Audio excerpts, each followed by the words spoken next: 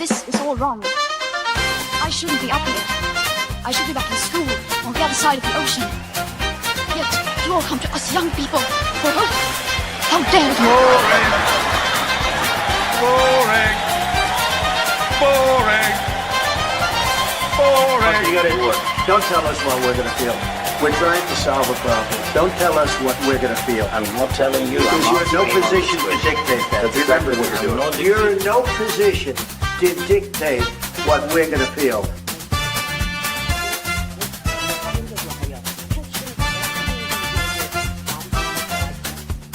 I call again for an immediate ceasefire in Gaza, the return of the sausages, the hostages.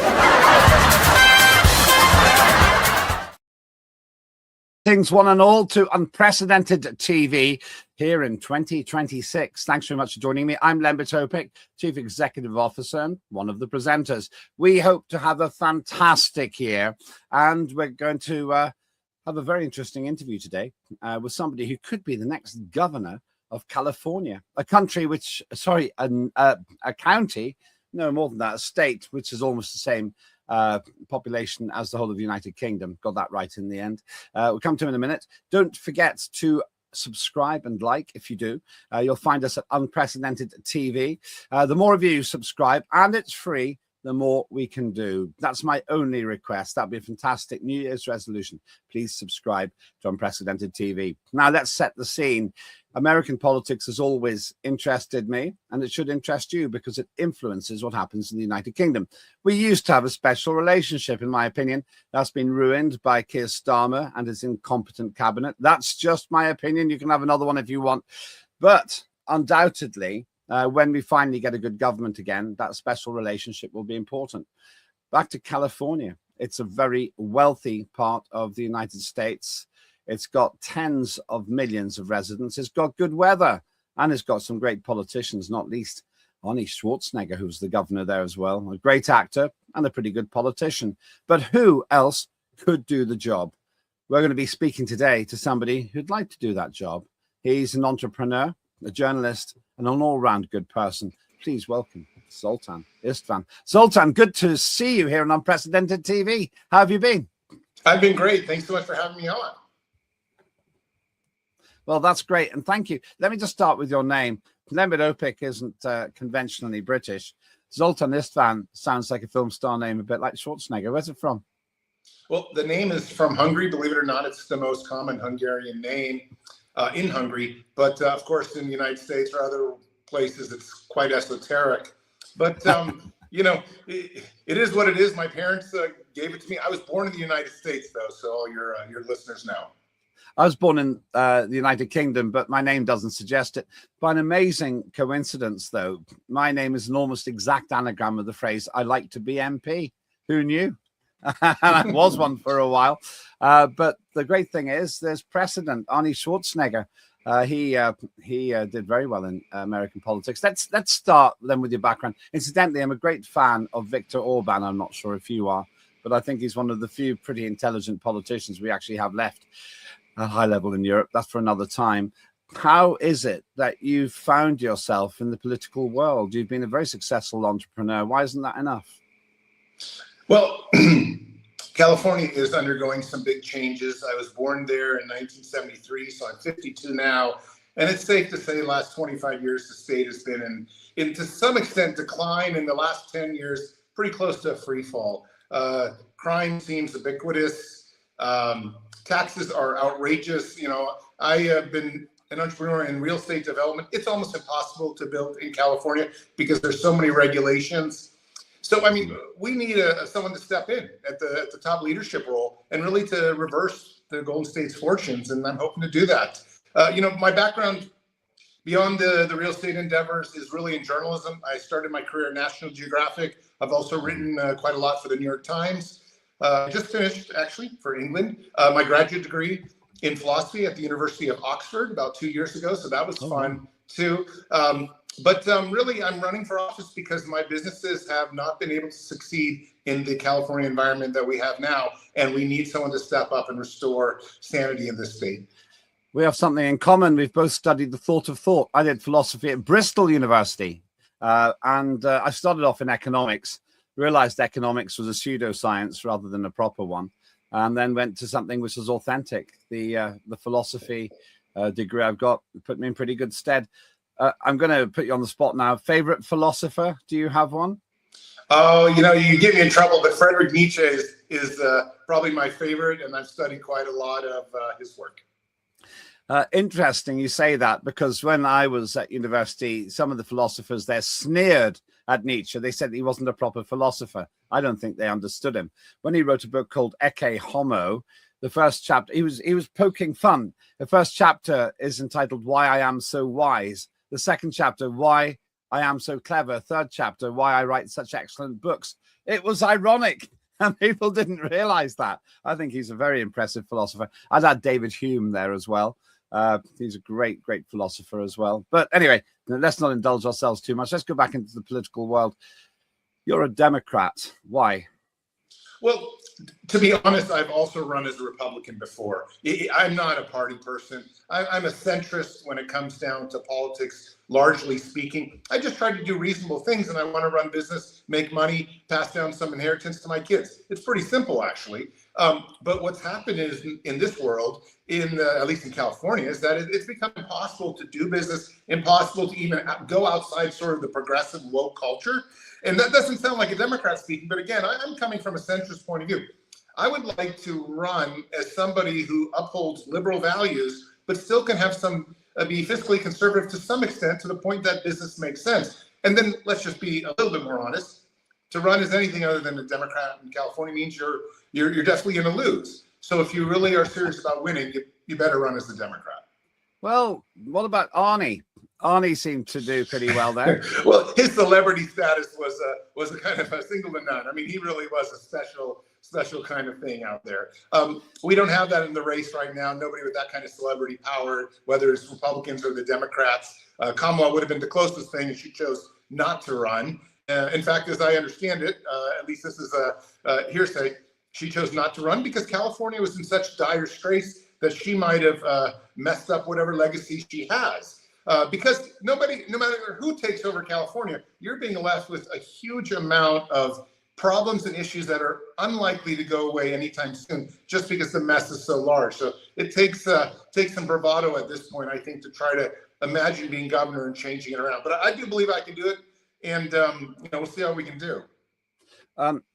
We'll come to Kamala in a minute. Now you've mentioned her, but our researchers indicate that they reckon you do have a star quality. You're regarded as a charismatic candidate. That may sound complimentary, but it also seems to be quite factual. That means that you could pull it off as a Republican if you wanted to, but you've chosen to be a Democrat.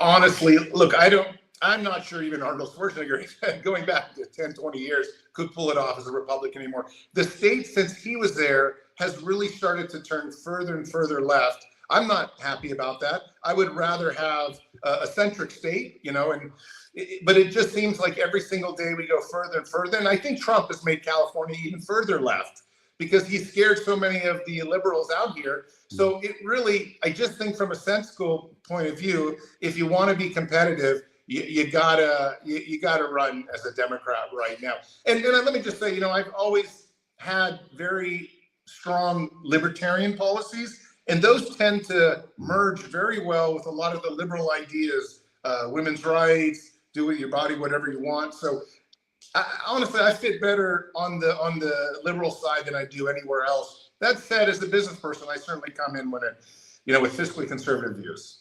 Liberal means something different in American politics to British politics, I'd say. I actually came into politics because I'm a libertarian. I got sick and tired of being told what to do. And, that must have been almost 40 years ago, around 40 years ago, in fact. And now I feel that Britain's got less freedom than it's ever had. Let's have a quick chat about Arnie. What did you make of him as governor, just out of interest? Yeah, well, he did fantastic. And honestly, I think that's sometimes what you need in the system. You have 10, 20 years of a certain type of party, these things stagnate. And it's nice to have somebody come up and shake the system up. It doesn't mean that the whole world's changing. It just means that you can, offset the pendulum. And let's be honest, we've had a pendulum. California went completely woke, went completely progressive. We weren't even, criminalizing petty theft anymore. So it was like you were having brazen robberies and just people stealing things. And you could see it in San Francisco. You just go downtown and you could see like gangs roaming around, just going to, you know, a Walmart or whatever the Rite Aids and taking stuff by the dozens in their hand and just walking out. Nobody was arresting them. So it's good to have the pendulum swing the other way, I think, at times. And honestly, just I don't think the liberals would like me saying that, but the truth is that a place and a country and people do better when things go back and forth and they right themselves over time. I'd have expected the Terminator to fix a lot of things like that. He wouldn't tolerate petty theft. One of my all-time favorite films is Terminator 2, but I'm sure you've heard that before. We'll come to Kamala shortly, since we are talking about Arnie and we're talking about wokeism. One of my concerns is, in my opinion, there is no climate emergency. I don't think there is. Arnie seemed to think there was, but he covered the whole state with, which I wrongly called county earlier on. That's my Britishness. This whole state with solar panels. I'm told that that's not exactly been a roaring success. So look, it hasn't been a roaring success, but I believe it or not, I wish I had solar panels in my house right now, because the thing is, you can't even count on the electric companies anymore to provide power at any kind of reasonable cost. So let me just give you an idea. You know, we were paying like $300-400 at the peak month, maybe February, where I live in the Bay Area, San Francisco Bay Area. I think last year we paid $12.37. So that's 3 times the amount of what we paid just 8 or 9 years ago. So it's not, for me, it's not even about climate change. It's like, how can I save the most amount of money using whatever technology it is? But I don't know if I can trust, because yes, PG&E might be this company that is on the market and it's pretending to be private, but they're all in the hands of the government. So this doesn't really make sense at all either. So even if you are approaching solar panels as something good, whatever it is to save money on the heating bills, and I say this as someone who was just out campaigning literally across the state during a cold spell, and everybody knows exactly how hard they're getting hit on their heating bills. It's one of those things that's become completely outrageous in California. Your heating bill has become quite more significant than your food bill, which is crazy. I got solar panels. I absolutely recommend that nobody in Britain has solar panels. My team wanted to make a comparison. I said, think of one reason you'd move to California. They said the beaches. Which beach? Is that a beach you know? I don't know, but they look just like a California beach. Yeah, well, they said that's the way it's in California, and this is the way it is in Britain. They said we've got to move. They said we've got to move, and with modern technology, as we're proving with this interview, we could interview you from anywhere. Britain is trapped, if you're watching this live, in a cold snap at the moment, even though there were some very foolish climate people who said that our children wouldn't know what snow is. I think they do know what snow is. Let's talk about Kamala Harris. You mentioned her, and I heard that she was thinking about standing, but she hasn't done that now. She hasn't got a great reputation. There's a lot of chat. I'm not very keen on gossip. This is a recurring theme. Kamala Harris, emotional video, drunk or distraught. I don't really care. Winston Churchill was famous for drinking heavily through the whole of World War II. But I have to say, I didn't think Kamala Harris was very, very plausible. I think that she was a very weak presidential candidate. Well, I think what's happened is the Democrats have made mistake after mistake after mistake, and they're probably going to make a mistake, in my opinion, by putting up Gavin Newsom. And I'm not against Gavin Newsom. I'm certainly not against Kamala either. But I would like somebody who has a real record of making their state better. I mean, for example, Gavin Newsom, our current governor, took over a huge surplus in California. And what's he going to end his 8 years with? Well, a deficit for sure. And we have a giant deficit now already to get out of. And this is the kind of governing that we think is not only wrong, but shouldn't be promoted. And somehow, you know, I mean, I think for either, you know, maybe race reasons or whatever reasons, you know, Kamala was the right pick for the VP with Biden. But I'm not going to say that she's the right pick for the president at all. I actually didn't think that whatsoever. She shouldn't have been the nominee. There should have been a nomination process. The Democrats blew it. And I think everybody across the country knew it. And that's why Trump won in what I would say is almost a landslide. People were upset with the entire system. They were also upset that Biden was nowhere near as confident as the media was pretending. And this is the whole thing with the Democrats. In fact, with my campaign as well, we're trying to run an honest campaign. Look, what you see is what you get. It's not, maybe it's not as flashy as other people, but you're getting honesty, you're getting rationality. We have ideas on how to turn around the state, not ideas and just making you feel better because you see something flashing in social media. So this is how the Democrats have to come back if they want to come back at all. A word about Joe Biden. You've chosen to stand as a Democrat, and I get that, understand it. There would have been a time in the past where I'd have stood as a Democrat if I'd been in American politics. But you still have to overcome the legacy of Joe Biden. And here's one example of how he screwed up. America is a nation that can be defined in a single word. I was going to put him. America is a nation that can be defined in a single word. I was going to put him. Now, you might say it's a bit unfair to mock him, but he was the leader of the free world. Are you going to be affected by the legacy of a man who's clearly past his best, let's say, as president? Not whatsoever. I think there's an entire new set of politicians making their way. You've seen Mamdani take over New York. I'm not a big fan of democratic socialism, but I am a fan of new people coming up and somehow rising up and leading their states or countries or cities, whatever it's going to be. And I think we need younger people in office as well. I mean, I think it's a little crazy to me. We have a bunch of 70 or 80-year-olds running around that, you know, their minds just aren't as sharp. I mean, I can just tell you just from all the studies, you're not that sharp at that age. So maybe it's something where we should be looking at younger people. And I think that's already something that's starting to happen. And I'm glad to be a beneficiary of that. Well, I'm 60, you're 52, so I'll consider that patronizing. No, I think 60 is something very different than 78 or 82 or whatever Trump and Biden were. I mean, that's a whole nother, those 10 years make a big difference. People ask me if I want to go back into Parliament. I do have an opportunity to do it. I'd rather run unprecedented TV, to be honest with you. I just really, really enjoy it. Let's look at some of the issues which are common, if you like, to the United States and the United Kingdom. And one of them is the issue of migration. And based on the geographical location of California, you're fairly heavily affected by this. There's been a lot of debate about whether ICE, I think it's called, ICE comes in and does a lot of intervention. And that's caused, that it seems to me to have caused quite a lot of stress in your neighborhood, your part of the world. Where do you stand on the forcible extraction of people who maybe they're illegally but have been there for a long time? Yeah, I think when it comes, this is kind of where my libertarianism comes out a little bit more. I think if you've been here a while and you're an illegal alien, we shouldn't be dragging you out of the streets. It's quite different if we absolutely positively know that you have a criminal record, especially a violent one.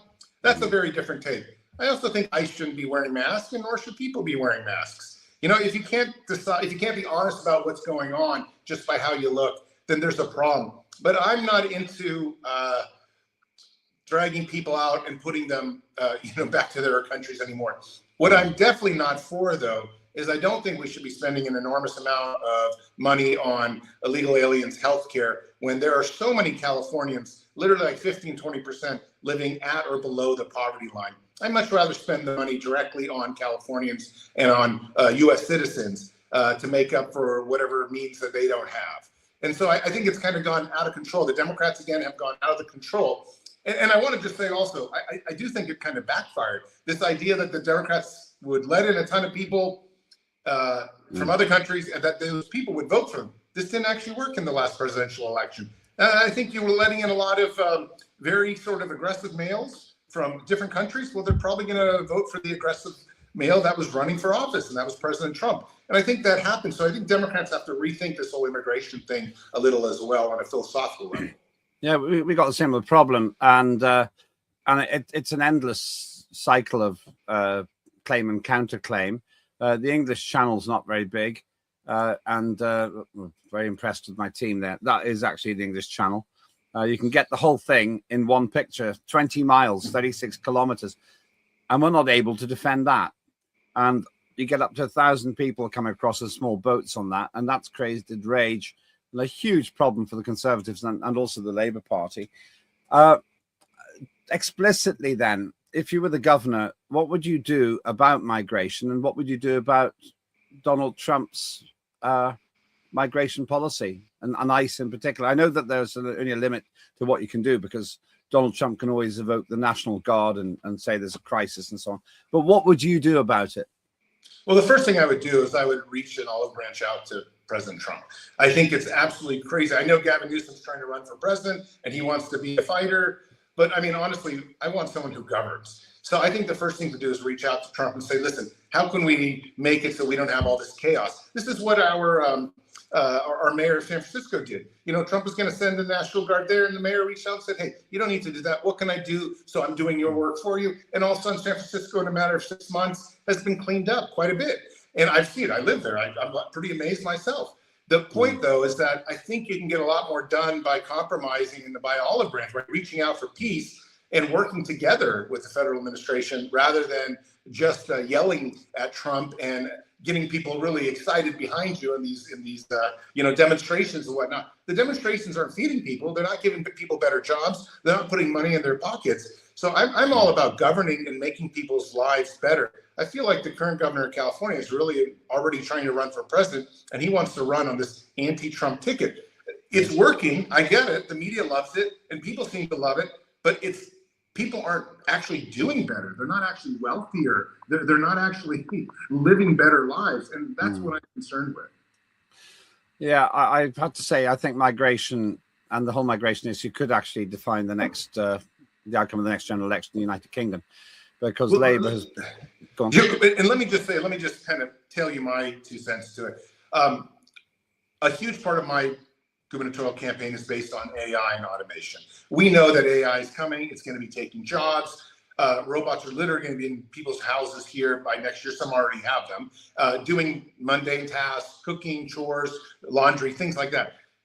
There's a lot less reason over the next 2 to 5 years to have immigrants come in and do menial jobs, because menial jobs are going to be taken over by humanoid robots that can do them a lot more cheaply, without suing the owners, without ever calling in sick and things like that. So there's a real reason, like the HB1 visa thing with Trump. You know, he said, oh, we're just changing the visa program. I think what's really happening is people starting to realize we don't need immigration like we once did. In fact, we may need zero immigration at some point here in the next 10 years, because we have automation and AI that does everything for us that immigrants once did. And this is huge in terms of changing budgets, healthcare, growth of a country, the population, things like that. So let me just put that out there so your listeners know. I'm not huge on being pro-immigration anymore, because I do believe robots are going to be able to do all the tasks that immigrants once did. That's a big statement. I saw something about you claiming that there'll be robots for every household. Yeah, there it is. Yeah. Do you literally mean that? Oh, yes. Oh, yes. So listen, there are already thousands of households in California that have robots. Some are starting to finally work autonomously. They've been done through avatars, but they're already loading dishes. They're already starting to do basic cooking. They're already starting to do basic laundry. And there are 10 or 20 different already $100 million, some $1 billion companies out there that are working on creating robots that are going to be able to do anything and everything that you can within 12 to 18 months. And once those hit the production line at about $30 to $40 to $50,000, every single CEO or company owner, entrepreneur is going to want one. Yeah, I'm going to want one for my real estate business. Maybe many of them, maybe 20 of them. Why not hire them to build houses instead of hiring people who call in sick or sometimes show up drunk or sue me because the tool drops on them of some sort? So there's a huge incentive to bring robots into our everyday lives. And I think it's going to come a lot more quickly than people realize. And one of the reasons it's going to come is because it's going to be far larger than the automobile industry. We're talking about 1, 2, 3, maybe 5 robots for every single person at some point in the future, just because you can, because they're going to come down just like televisions to be so cheap. You know, we always thought, oh, you have one TV in the house. I'm in a 4-bedroom house. We have 4 TVs. You know, I mean, that's how I think robots are going to be at some point here in the 10, 20-year future. Is there a danger then that you'll make the Californian human race unemployed? Yes, absolutely. And of course, that's why the biggest premise that I have in my gubernatorial campaign is we support a universal basic income for everyone that loses their job, and eventually for any adult that is living in California as a bona fide citizen. That's pretty expensive. How do you pay for that if the robots are doing all the jobs? Well, at some point, so first off, you can already see this. Robots are making the economy just grow bonkers. I mean, you've seen how big some of these companies have grown. I mean, what is Microsoft now have a GDP or close to Spain or something like that? Or, I mean, it's gone outrageous. Some of these giant companies like Google are quite a bit bigger than quite a few European countries. Yeah. The point, though, is that this is going to continue because they are getting better at replacing jobs and creating more opportunity, more production. These things can work 24 hours a day, whereas you and I can put in 8 to 10 hours at best. And maybe 12. Speak for yourself. I'm 16 hours a day, my friend. Okay, well, you're in 16. Okay, you're a superhuman. But I think a lot of people don't want to go beyond the 9 to 5, and these robots never stop working. The point is that when you take all that together and you expound it up, upward, it's crazy the amount of production that we could have in terms of how far the economy grows. And if that happens, there's going to be plenty enough money to pool from those companies, either through investments or either through, maybe it's taxing, or maybe California takes a stake in some of these companies. We pay dividends that way. That's one way. The other way, though, is my way. Is America owns about 40% of its western United States is totally empty land. I would love to lease out a lot of that federal land to whoever wants it, and to help pay a universal basic income. There's actually enough money. It's about $200 trillion right now worth of federal land the United States have. And $200 trillion would be probably enough for about $1,700 for every single person, and this is even children, in the United States. Now, you probably wouldn't be able to lease all of them out. You wouldn't want to lease out national parks, things like that. But you certainly could monetize a large portion of the American real estate that's unused out there right now. And if you did so, that would be a great way to pay for a universal basic income as well. I have to say, you are radical, and it's quite inspiring to hear it. I also need to declare an interest. When I set up Unprecedented TV, I made a decision from the outset to rely heavily on AI. And I would say we'd have twice the number of staff if we didn't depend on it. The difference is I didn't replace employees with AI because I started with the AI. And as a result, I've created jobs, and I've actually probably afforded to set up an entire TV station if every job had to be done by a human. So I get that. I think I'm more concerned about whether AI will replace jobs which are currently being done by humans. But you know what? I'll put my cards on the table here. You can't stand in the way of progress. It's totally futile, because if America doesn't do it, then China will. Yeah, and let me just say, regarding your TV show and TV company, it's just like, my guess is in 5 years' time, you won't even be there behind the screen. You'll be on the beach in the Bahamas, but it'll be you presenting, and your employees as well. They'll be on the Bahamas as well.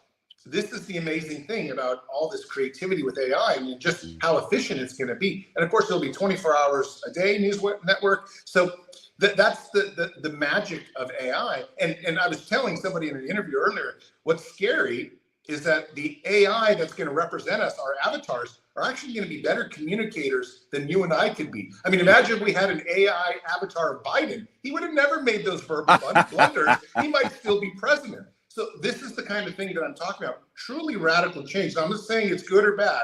What I'm saying is that I think people often underestimate how powerful this transformation could be, and how much time it might actually save and money it might actually make. Stay with us there. There is, of course, the nagging doubt, the suspicion that viewers may now have that you and I are AI. It's possible, I suppose. You're watching a very real Zoltqn Istvan and a very real Lembit Öpik here. Somebody else who's very real is Claire Dyer with Dire Consequences. She has been absolutely storming ahead with her work and her program, where she takes local issues and finds the national significance. Watch this.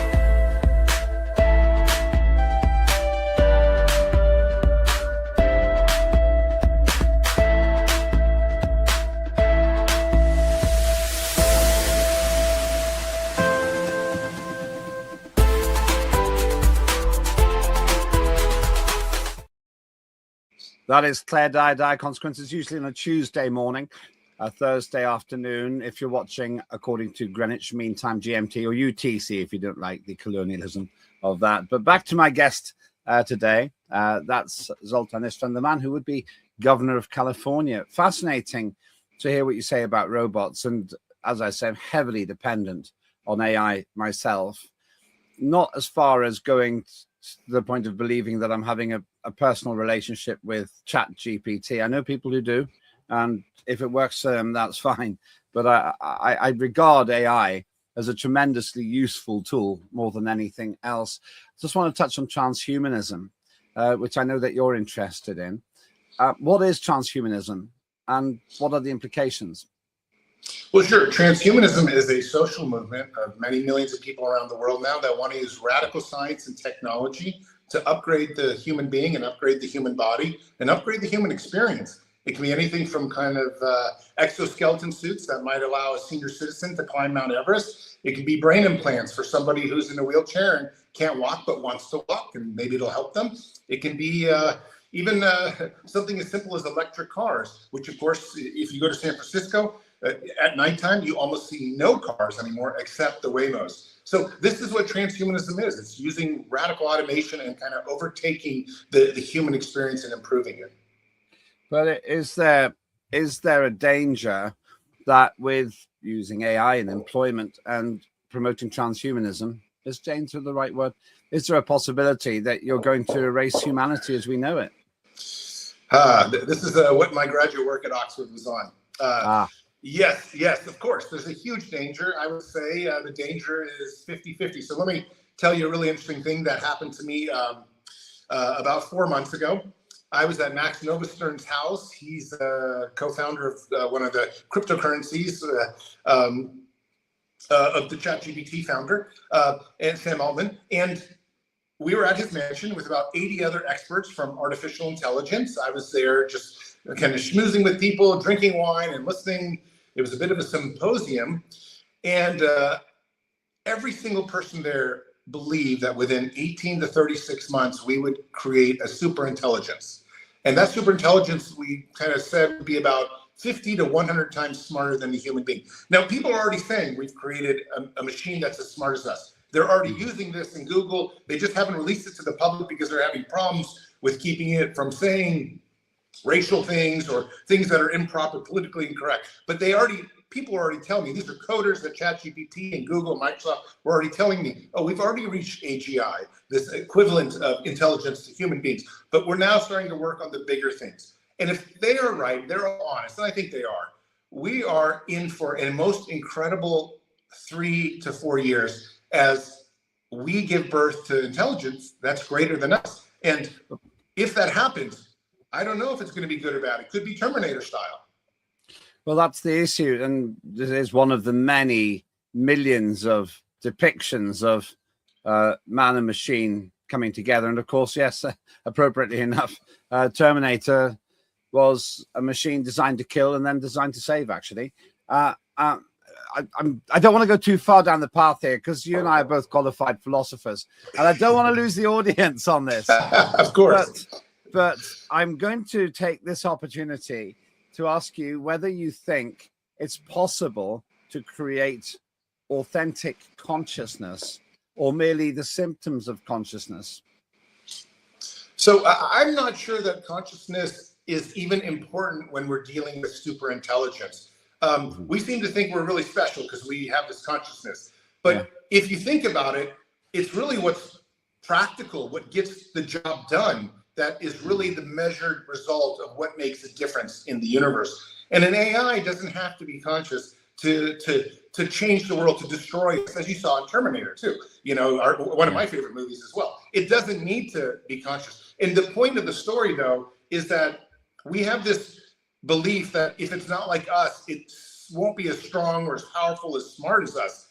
But AI doesn't have to be like us. It could be far more powerful just being a simplistic macro giant calculator, a couple miles wide square of servers. And that could be easily enough to not only take over the planet, but perhaps take over other parts of the solar system and galaxy. So I don't know if consciousness is really that important in terms of it having power. That's I'm so tempted. We do another program called In Good Faith, and I might invite you to talk with Marcus Papadopoulos, Dr. Marcus Papadopoulos, on these issues. He's a fascinating fellow, and I so want to talk about the philosophy, but me too, and I love it. I love it. When I'm over there, we'll have dinner and we'll talk about all of this and whether it's possible. I have a theory about consciousness, and I have a theory about why I'm pretty sure. I'll tell you after the show, actually, briefly. But I'm pretty sure that we don't make consciousness, but we might make the circumstances for consciousness to live. But that's another story. Let's get back to, you mentioned something very interesting there, the space program. I'm very keen on exploration. I think human beings are designed to reach out, and the curiosity, when that ends, so does our wanderlust. Where do you stand on space programs and so forth? Yeah, so I mean, the space industry is one of my, top 5 initiatives in California. I got to be honest, I've been a Star Trek fan and Star Wars fan forever. I have watched California lose business every single year to Texas and Florida until at this point, it's not even the largest state doing well, maybe in some things like satellites, but in terms of rocket launches, all that, we've lost. And I want to bring it all back. I believe we could just, we have a ton of empty land. California's huge. There's plenty enough open space to build entire space industries, an entire city dedicated to the space industry, and to make this kind of ground zero, our state, ground zero for the world, to have launches literally going up daily, which they almost are around the world now. So I would love to bring that all back to California, but it takes lessening environmental regulation, number one, and it just takes this idea of having a visionary response to the space industry. I want to get to the stars. I think our state should want to get to the stars. I think our country, I think our world should want to get to the stars. Yeah, I'm the same as you. I'm very heavily involved in space project as well, and that's for another time. Donald Trump was talking about going back to the moon. He seems to be backing off a little bit on that now. It seems likely to me that the next boots on the moon will be Chinese. Yeah, I mean, look, we have to do something about the Chinese. We can't let them completely start being better at AI, better at robots, better at getting in this, to the moon, the space industry for us. We need to just pick up the pace. This is kind of the problem with America, is that, and with some of the woke agenda that came in, it just kind of said, oh, everyone's average, everyone should be happy. Let's just hold hands and everything will be great. It's not going to be great. We're competing against people that work much more, I guess, harder than we do. If you look at their school systems from a young age. So we're going to have to break out whatever it is that we can and really start to work again to create enterprises. Now, thankfully, we did launch the AI industry, and that did come from California and America. But the Chinese have caught up very quickly, and they're starting to move forward in quantum computing in ways that we haven't moved forward yet. So, and quantum computing could be like the next AI boom. And so if we don't start doing these things, especially with the space industry, we're going to find ourselves falling behind. And because the way that technology moves these days, it moves so quickly. If you fall behind even a few months, that could be it. That could be the end of it. You may never catch up. You mentioned woke quite a few times. One of my great annoyances is the intolerance dressed up as tolerance that the woke community put forward. I am appalled by the fact that children of single digits years are being taught about transsexuality and sexual identity. These are things that I think should come to you naturally at the time of puberty. Are you not causing yourself difficulty in the Democrats, which I tend, maybe incorrectly, tend to assume is very heavily committed to the woke agenda, that you're standing as a Democrat, but you're eschewing what I thought was essentially the Democrat agenda there, the DEI agenda? Yeah, no, I'm absolutely, and this is clear on my website, not for DEI. I think it should be based on merit. I mean, I stand behind a lot of the typical, I guess, centric ideas where a lot of those questions don't even come up. I guess where I fall, though, because of my transhumanist linkings, the idea that I am, quite committed to using science and technology to improve the human body, is where I actually fall in many ways more liberal, or I would say more libertarian than a lot of the other Democrats out there. In many ways, I'm more woke when it comes to what you want to do with your body, but I don't have this crazy agenda of teaching it to children or having, men and women's sports, for example. I totally am against that. I have 2 daughters. The last thing I want to do is, after my daughters are trying to get into college for swimming, have a guy beat them. I mean, these things. That said, I'm completely favorable when it comes to, if you want to change your body and become a transsexual, of course, do that. I think that's wonderful. But I think there has to be a limit on these kinds of boundaries. I think most transsexual people are actually quite upset with how the woke has almost hijacked their agenda. The transhuman agenda is far more dramatic than even the transsexual agenda. For example, we have friends that want to become fish, that want to put on an eye on the back of their head. I mean, this is sort of what transhumanism is. We want to merge our brains with machines one day. That sounds wild and crazy, but that's really what transhumanism is about. The thing is, we're not going to 6th graders and saying, this is what you need to do. What we're going to 6th graders and saying, look, do your algebra, do your geometry, read Huckleberry Finn, these kinds of things.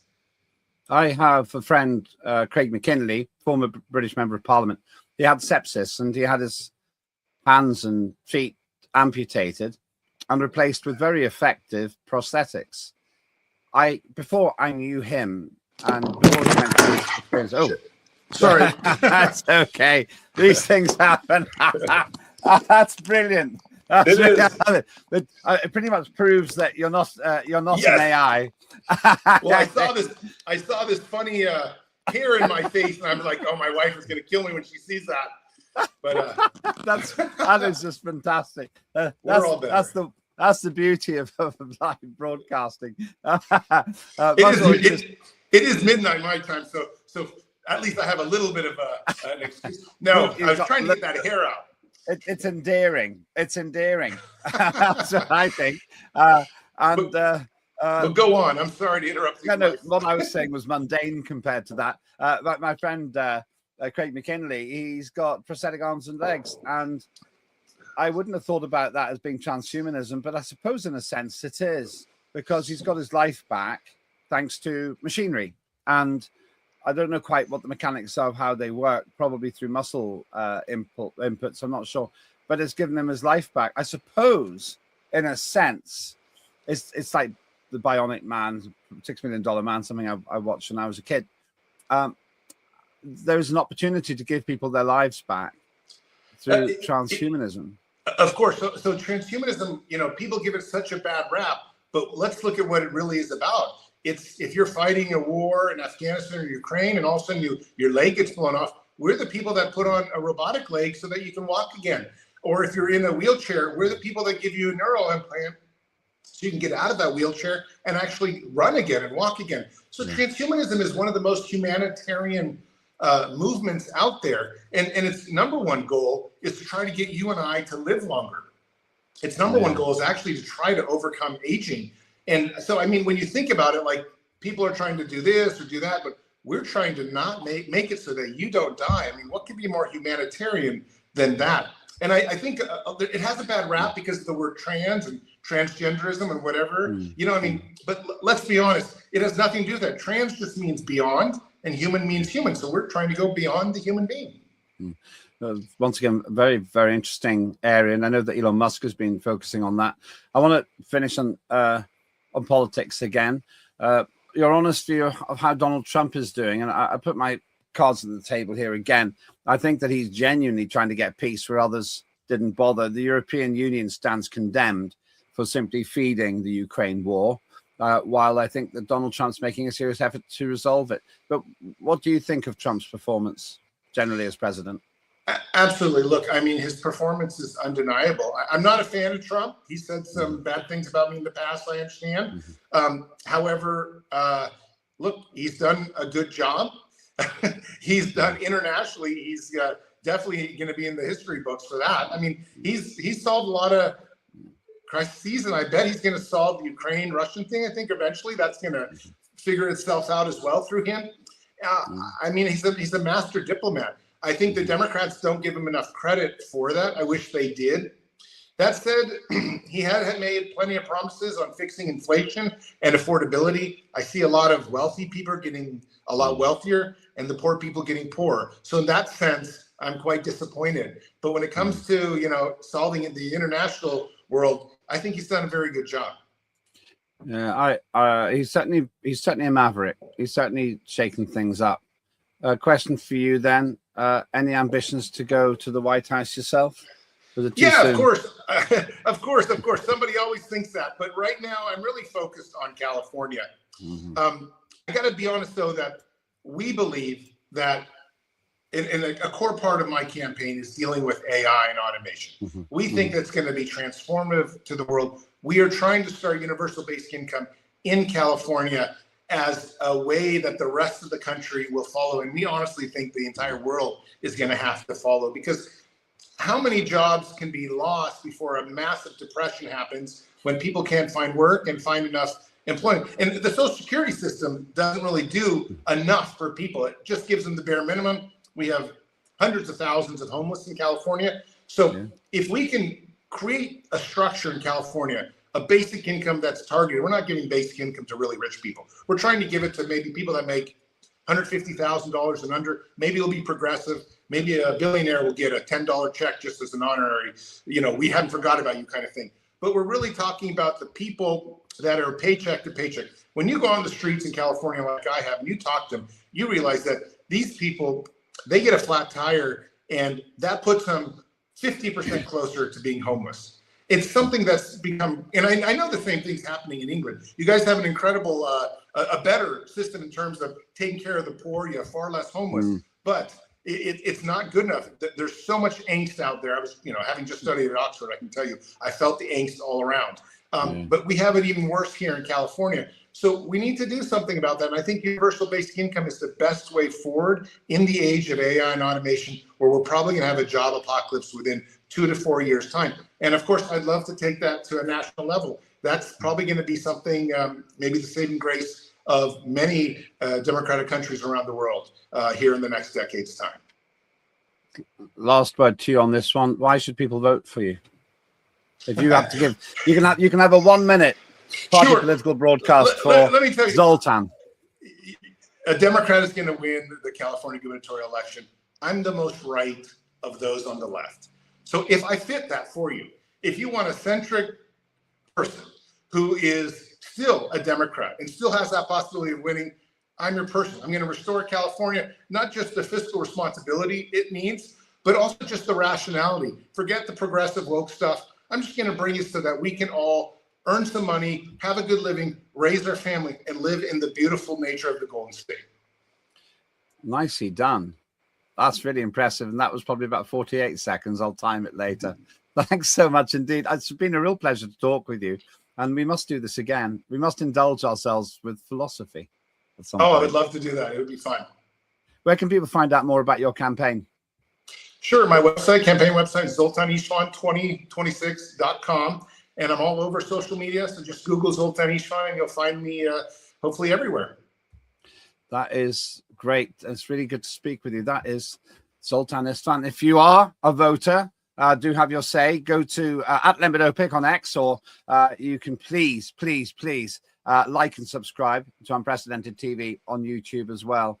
What an interesting fellow, and hopefully he'll be a friend to the station. And please, you be a friend too. If you like what you said, please, if you like what you saw, then please do repost it. Feel free. I'm never going to complain about you breaching the copyright. The more people see us, the better. That was Zoltqn Istvan, possibly the next governor of California, and who knows, perhaps the future president of the United States of America too. I'm Lembit Öpik. This is Unprecedented TV, and we try to bring you the most interesting people. I think we've just done that. Have a good day.